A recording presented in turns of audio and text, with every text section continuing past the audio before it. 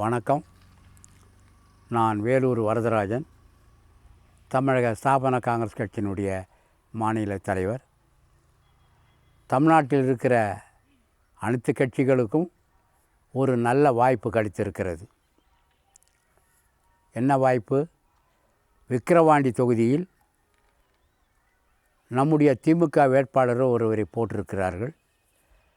திமுகவை எதிர்க்கக்கூடியவர்கள் சுயநலம் இல்லாமல் மக்களுக்காக சமூக பாதுகாப்பு இல்லாமல் தமிழ்நாட்டில் நடந்து கொண்டு வருகிற அனைத்து துரோகங்களுக்கும் ஆட்சி அதிகாரத்தில் இருப்பவர்கள் எப்படி மக்களை கஷ்டப்படுத்தி கொண்டு இருக்கிறார்கள், விலைவாசி எப்படி ஏறுகிறது, எல்லா மின்சாரத்திலிருந்து எல்லா பொருளும் எப்படி ஏறுகிறது, மக்களுடைய வரிப்பணத்தை எப்படி தூதாசனப்படுத்துகிறார்கள், மக்கள் பணத்தை வீணாக்குகிறார்கள், எல்லாத்தையும் நீங்கள் பேசி கொண்டிருக்கிறீர்கள்.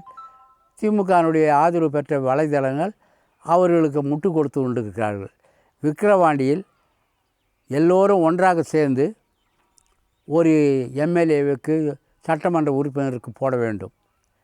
நம்முடைய எடப்பாடி அவர்கள் நான் வேட்பாளரை நிற்க வைக்கவில்லை அதிமுக சார்பில் என்று சொல்லிவிட்டார்.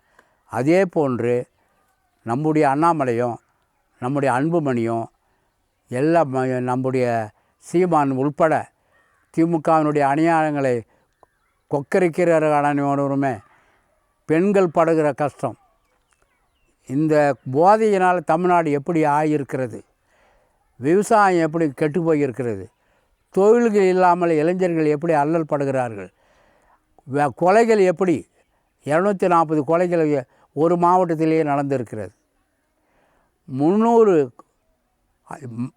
கொலைகள் நம் மனித கொலைகள் மிருகங்களால் ஏற்பட்டு இருக்கிறது என்று கணக்கு சொல்கிறார்கள்.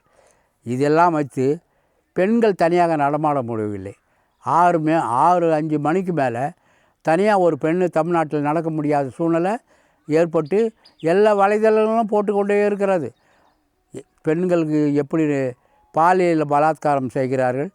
படிக்கிற 11 வயசு பெண், 12 வயசு 12வது 11வது வயசு பொண்ணுங்களை டீநகரில் தன்னுடைய மகளே வச்சு நட்புமாக கொண்டு போயிட்டு எப்படி பெரிய மனிதர்களுக்கெல்லாம் அந்த 11 படிக்கிற 12 வயசு பெண்களை அப்படி எப்படி விபச்சாரத்தில் ஈடுபடுத்தி அந்த இளம் பிஞ்சுகளை வாழ்க்கையை எப்படி நாசப்படுத்துகிறார்கள் என்று வலைதளங்களை சொல்லி கொண்டு இருக்கிறது.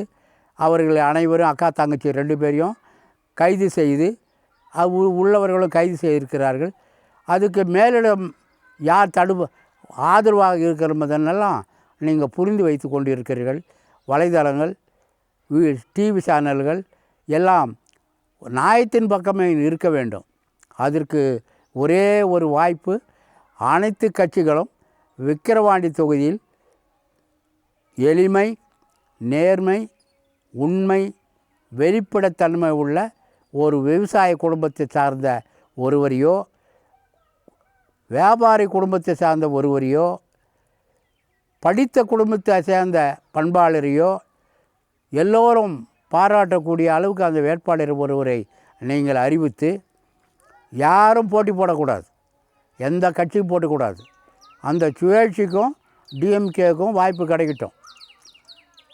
ஒரு ஓட்டுக்கு 10,000 கூட கொடுக்கட்டும். டிஎம்கே கோடி கோடியாக கொண்டாந்து ஒரு 11 பேர் கொண்ட கமிட்டி, ஒரு ஆள் 100 கோடி செலவு பண்ணக்கூடிய தகுதி உள்ளவன் எல்லோரும் வந்து மந்திரிகளை மொத்தம் போட்டு வச்சுருக்கிறார் ஸ்டாலின்.